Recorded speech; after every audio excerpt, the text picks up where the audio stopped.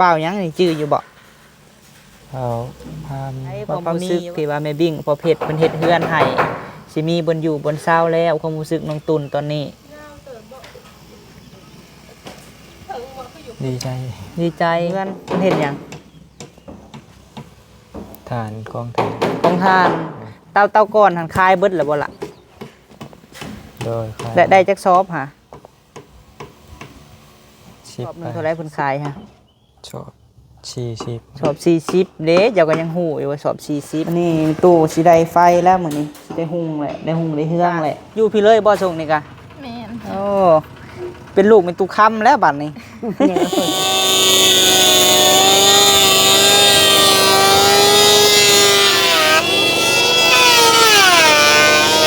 เก่งเนาะวันทองเนาะเก่งแท้นี่เนาะ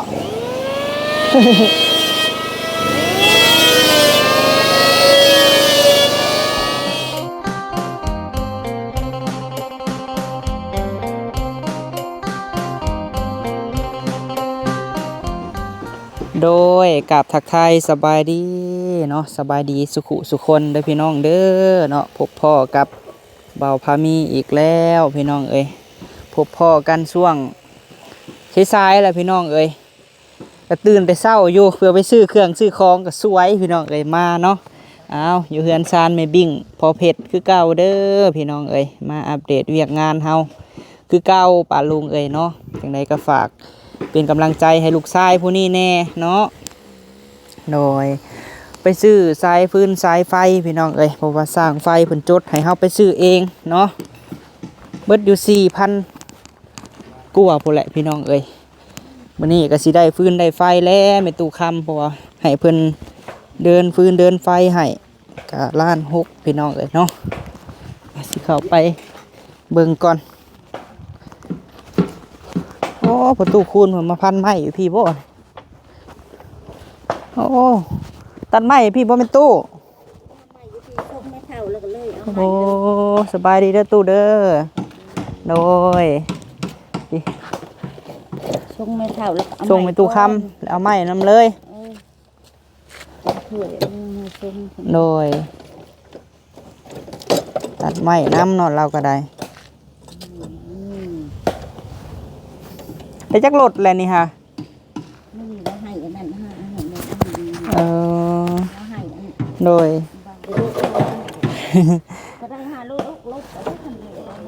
นี่พี่น้องเอ้ยมื้อนี้สิได้ไฟแล้วเป็นตู้คำเนาะ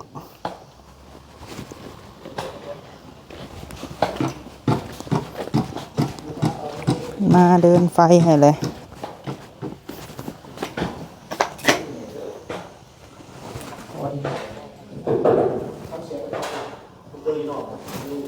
ว่าเฮือนซานมีตุคำนี่6 ดอกพี่น้องเอ้ยข้างนอกนี่ดอกนึงเนาะใส่ให้มันแจ้งข้างนอกบันนี้หยิบผักมันจังอันนั้นโอ้โบแมนผูไปใส่ของสาวนางค่ะบ่นี่เนาะเจ้าบ่ไปใส่ของสาวนางค่ะไม่หันเด้โอ้ที่สาบุญถ่ายค่ะบ่แม่ดอกหนึ่งมันนี่ตู้สีได้ไฟแล้วเหมือนนี้ได้หุงแหละได้หุงได้เฮืองแหละ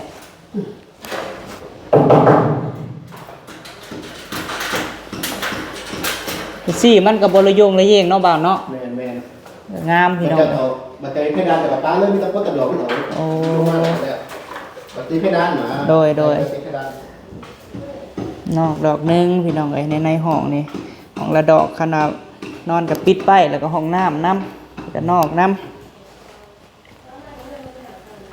จะเสียมันนะบัตรโดยนะเอามาดิเดินน้ำเดินโอเค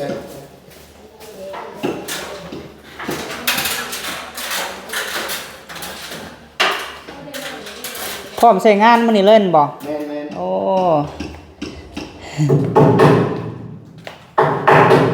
มาเห็นแบบนี้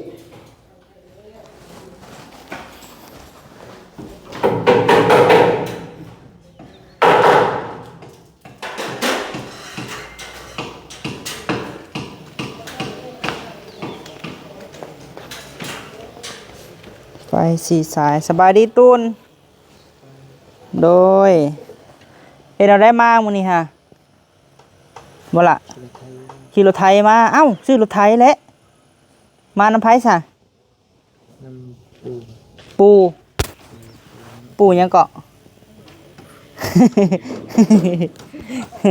เห็นบ่โอ้ผู้น้องผู้วงพี่น้องเอ้ยเอากินข้าวแล้วบ่ฮะ ยัง ยังอืมนั่งอยู่สิสัมภาษณ์เนี่ยนั่งอยู่ก่อน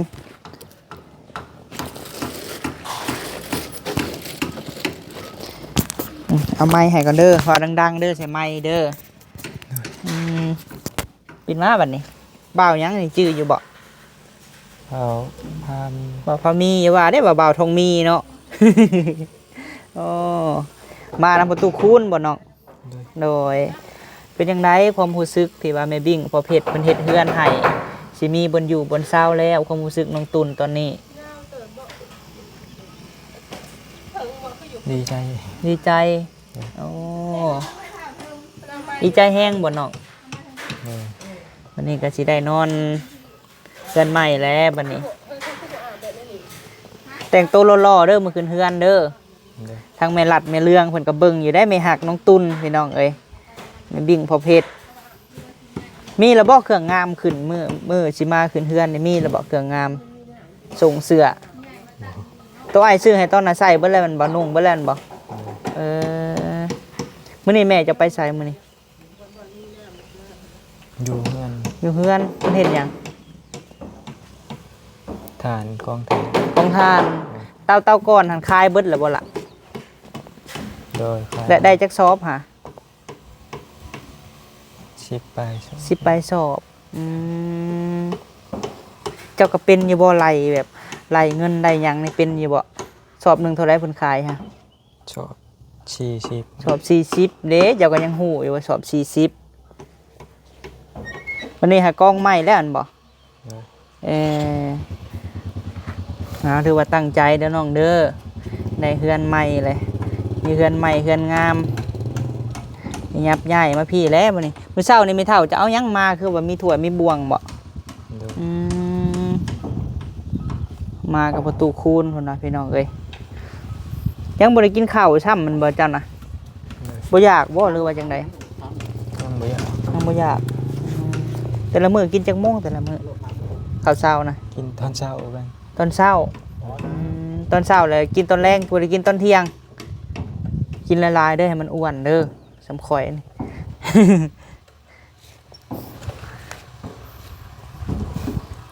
เป็นมาใส่ไฟเลย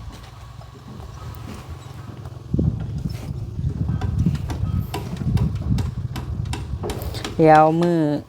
หน้าสิซื้อบนนอนให้บนนอนนุ่มๆเจะได้สีหยังพ่อผมเจ้านะผ้าปูอยากได้สีหยัง ชีฟ้า ฮะ ชีฟ้า สีฟ้า โดย เอามีหุบการ์ตูนบ่ โดย การ์ตูนหุบการ์ตูนหยังอยากได้ฮะโปเกมอน ยังได้สีฟ้าหั่นน่ะพี่น้องเอ้ยเอาบัดแล้วบ่พอมีซื้อมาให้เด้อมาพี่ไปตู้เฮ็ดหยังนั่นนี่ฮดพักบ่ เด็กน้ำก็ให้ อื น้ มเปิดเลยเพราะว่าอันเพิ่นเอาขึ้นแท่งไว้ให้แล้วเนาะแม่ตู้เนาะสิบ่ได้ติดจักรแล้วบัดนี้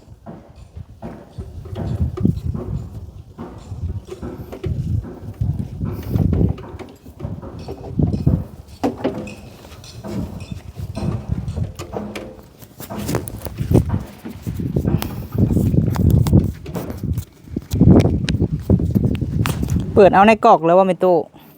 โอ้ตู้คำที่ได้ไฟแล้วมือแรงนี่ ำในไข่แล้วมาเลย ลานเคยเพิ่นเทใหายเพิ่งนี่พอดีเตียงนี่สบายดีละโดยกินหยังน้อ ข้าวจีโอ้มาประสบกินข้าวจีเลยเนาะ เปิดไปเลยฮะ เปิดแล้วป่ะฮะนี่อยู่หัวกินเฮาสิซื้อนะมาให้เจ้าเป็นตู้เอ้ยบอนวางอันให้มันสูงกว่าเก่าเนาะไผใหญ่มานี่ผู้วงบ่ แม่น อืม ขอบใจเด้อวันนี้แม่ครัวได้วันนี้เนาะแม่ครัวสร้างวันทองโดยคือว่าเป็นแม่ครัวพี่มานั่งน้ำตุคำพี่สาวแม่ครัวนี่พี่น้องเอ้ย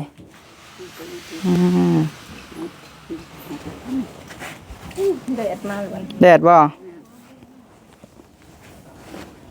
คือบ่เห็นหน้าผู้วงวะเห็นอยู่แบบสิเห็นอยู่บ่เห็นเลยน้องเอ้ย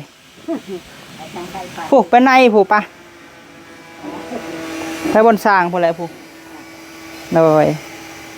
ตู้เอาถ้วยมาแต่เฮือนบ่เป็นตู้โอ้ลูกหลัดลูกเรื่องเจ้าเพิ่นว่าอันให้แม่ตู้บ่ให้อันเพิ่นเอามาเด้ออันเก่าลูกเอ้ยเพิ่นว่าเพิ่นสิซื้อให้ใหม่เด้อตู้เด้อมันอยู่บ่นอนนั่นลูกหลัดลูกเรื่องก็สิซื้อให้ใหม่พี่มานั่งเตียงพี่แม่เลย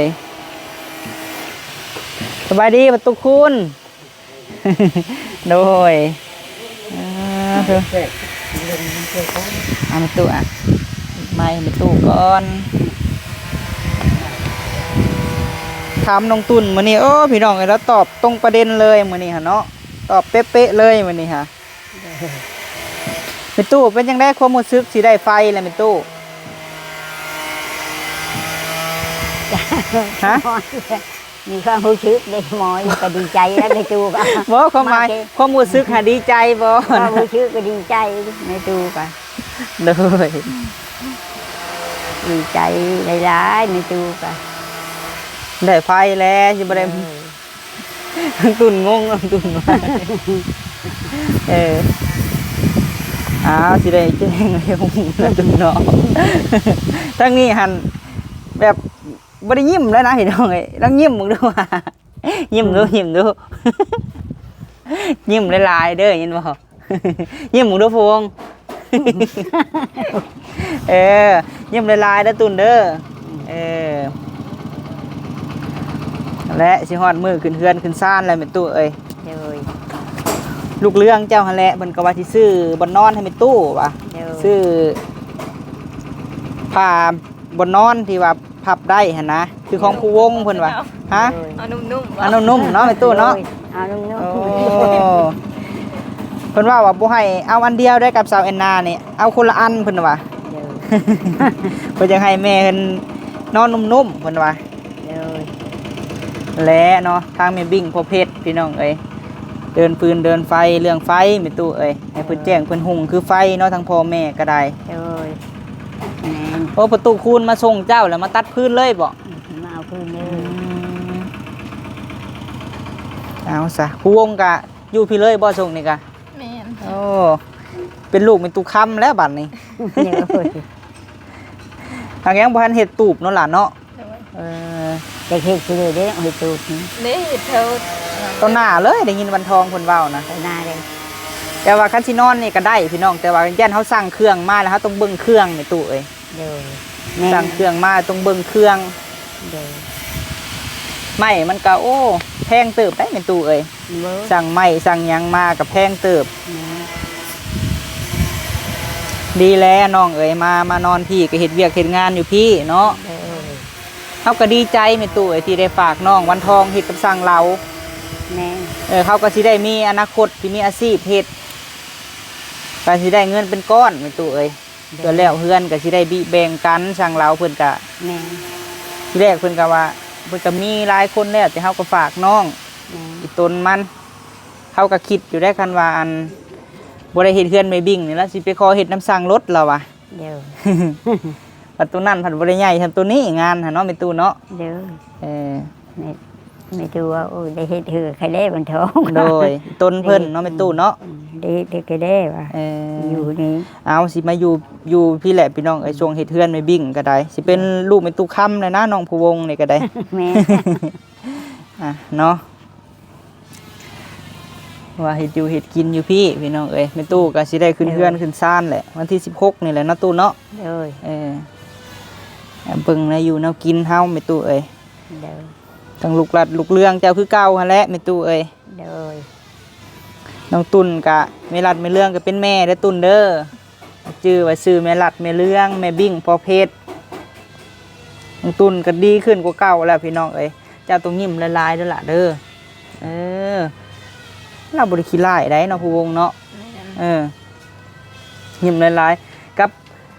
นั่งอยู่น้ำหมู่หลายๆคนเห็นบ่เห็นหมู่นั่งหลายๆคนแล้วไปนั่งน้ำเพิ่นเด้อแม่เจ้าน่ะเพิ่นเฮ็ดเวียกอยู่เพื่อนบ่มื้อนี้ฮะเอาสายเดียวย่างไปเบิ่งสร้างก่อนเด้อแม่ตู้เด้อ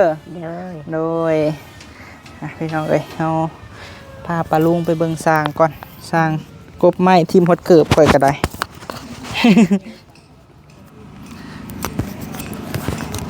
เอาเนาะคุมนี่ก็พอได้จูดได้พี่น้องเอ้ยจูดขี้เหงื่อ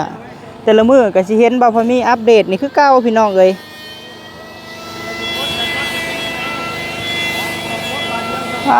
ลึกขนาดคุมห้องน้ำเพิ่นนี่ประมาณ6ท่อพี่น้องเอ้ยสั่งแล้วเพิ่นยังบ่ทันมาให้ห้องน้ำห้องในของแม่พี่น้องเอ้ยกว้างเติบไปนี่เนาะห้องน้ำเพิ่นนี่เพราะว่าเฮือนหลังใหญ่พี่น้องเอ้ย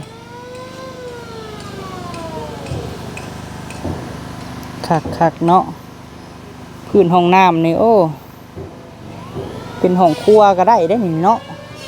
ต่อไปก็อาจจะเป็นห้องครัวพี่น้องเอ้ยทางลุ่มเนาะมาเบิ่งน้ำกันเอาตัวเทิงแล้วก่อนเป็นกบใหม่ให้แล้วโอ้โหละเอียดคักเพิ่นเห็ดเนาะคักพี่น้องเอ้ยรูปจนบ่อนั่นตัว1 300,000พี่น้องเอ้ยไม่โอ้ไปเบิ่งน้องทรายก่อน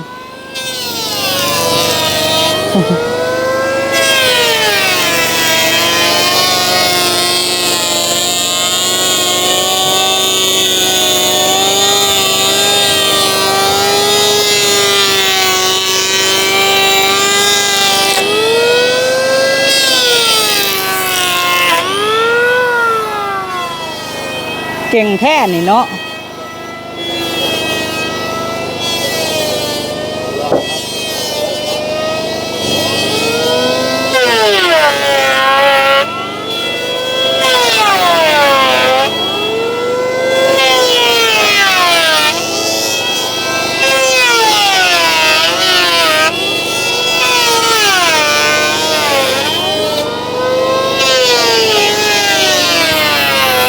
คือว่าเฮือนซานของแม่นี่กบไม้เบิดเลยพี่น้องเอ้ย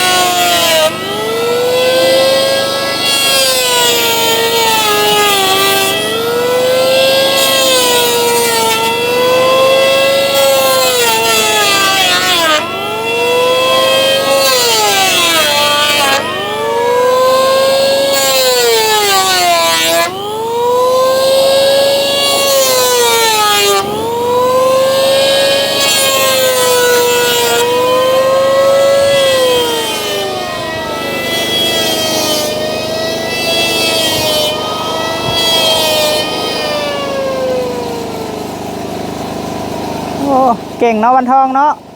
เก่งแท้นี่เนาะ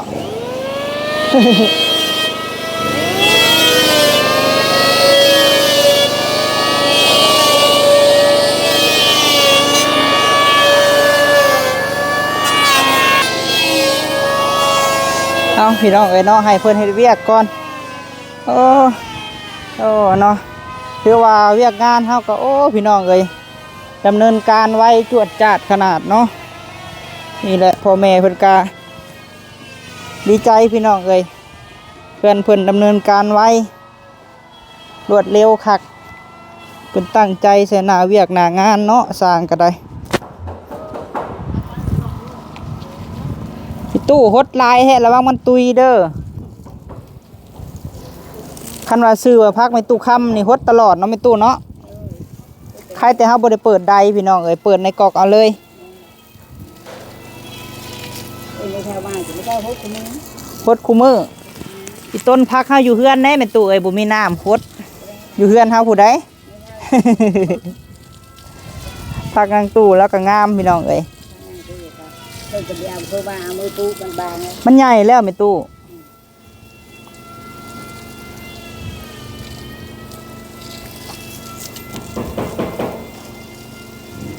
สร้างเฮาเพิ่นก็มาก่ออันแอวแม่ตู้เอ้ยบนเฮือนครัวกับห้องน้ำหัน นี่เงินโก้ก้อนเลย โดย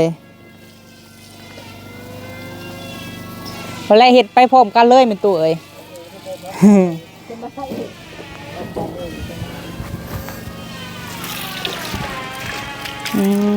่ มันก็ออกใช้ยังมาดูเป็นตัวมันก็โอเคอยู่สำนีเนาะพี่แถวเนาะมันก็ชมที่ว่าเขาบริเปิดบริเปิดได้อะไรพี่น้องเอาขึ้นแท่งลงจากแท่งเลยได้แล้วเป็นตัวเอ้ยสำนีก็ได้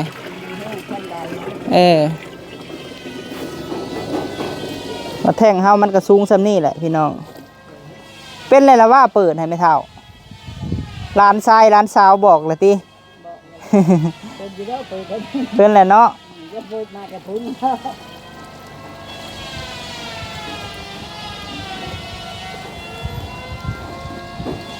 เราบริให้ขาดได้พี่น้องไอ้น้ำในตู้ค่ำนี่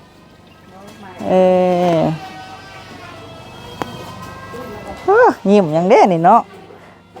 คิดพ่อเลยยิ้มบ่ต้นโอ้คิดพ่อเลยยิ้มเด้อลูกแม่เรื่องในพี่น้องเอ้ย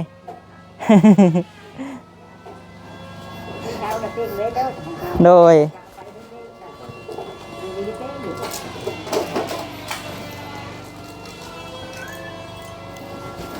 เดี๋ยวเบิ่งก่อนจักหน่อยจะสิจบคลิปพี่น้องเอ้ย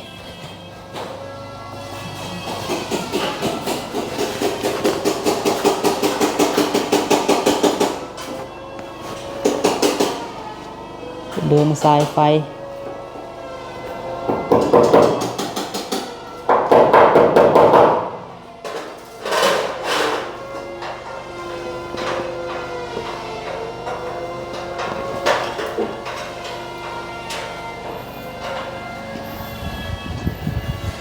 น้องพี่น้องเนาะจะได้ขอจบคลิปก่อนพบพ่อคลิปหน้าได้พี่น้องเด้อเนาะขอบคุณขอบคุณพวกและพบพ่อคลิปหน้าพี่น้องเดี๋ยวสิทายให้เบิ่งตอนสำเร็จตอนมันแล้วพวกแหละเนาะขอบคุณขอบคุณพ่อกับแม่หลายๆเด้อเนาะโดยให้สิพาน้องตุนขอบคุณขอบคุณก่อนสิบอกน้องตุนจับไม้บอกละจับไม้นกมือขึ้นสิให้ขอบคุณขอบคุณพ่อกับแม่ไม้อันนี้ค่ะนกมือขึ้นโดยว่าตามอ้ายเด้อน้องตุนขอบบุญขอบคุณ น้องตุนขอบบุญขอบคุณ แม่บิ่งพ่อเพชร แม่เวียงพอเพชร แม่รัดแม่เลือง แม่รัดแม่เรื่อง พี่ซอยลูก พี่ชอยลูก ขอให้แม่อยู่ดีมีแห้ง คอยแม่อยู่ดีมีแห้ง สุขภาพเข้มแข็ง สุขภาพเข้มแข็ง อายุมันควรยืน อยู่มันควันยืน เป็นห่มโพห่มไส้ ทำโพผมใช้ ให้ลูกให้หลาน ให้ลูกให้หลาน ตลอดไปเด้อ ตลอดไปเด้อ สาธุโดยเอาเก่งเก่งพี่น้องเอ้ยต้องพาน้องตุนเว้าดุนะตุนเนาะพี่น้องเอ้ยเจ้าก็หาเบิ่งเพิ่นกบไม้กบหยังเด้อล่ะเด้อพี่น้องเอ้ยบ่พามีกะสิได้ปิดกล้องก่อนเนาะพบพ่อคลิปหน้าพี่น้องเอ้ยสำหรับคลิปนี้ไปฝากกดไลค์กดแชร์พี่น้องเอ้ยแล้วก็บ่ข้ามโฆษณาเด้อพี่น้องไปแล้วสบายดี